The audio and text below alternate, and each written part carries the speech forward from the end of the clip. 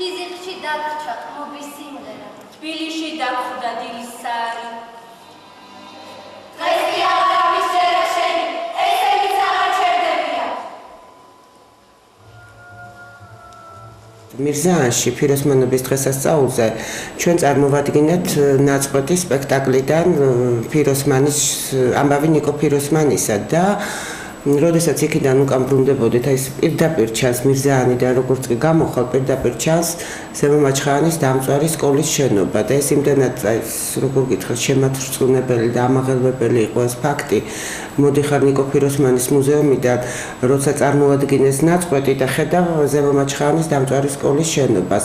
აი მაშინ გაჩნდა იდეა, რომ ჩვენი პატარა წვლილი შეგვეტანა აი სკოლას დახმარებოდით უბრალოდ ამ ბავშვებს. ეს უკვე თვითონ გადაწყვეტენ რა შეიძენეს სასკოლო ინვენტარს, პატარა ცოტა წიგნებს და ასე შემდეგ. და ეს იდეის ქვეშ გავერთიანდით, ერთი იდეის ქვეშ თანატოლებისთვის.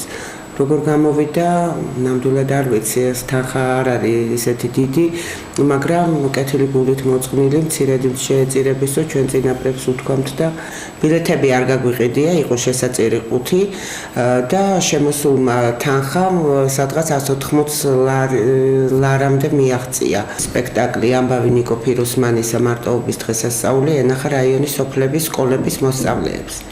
მაგრამ იმის გამო, რომ არ არის შესაბამისი ბაზა, არც ქედების ზონაში და არც არბოშიკში, გადავწყვიტეთ ყველა სოფლის ბავშვი მოგვიყვანა აქ და აქ გაგვეკეთებინა ეს სპექტაკლი, აქ გვეჩვენებინა.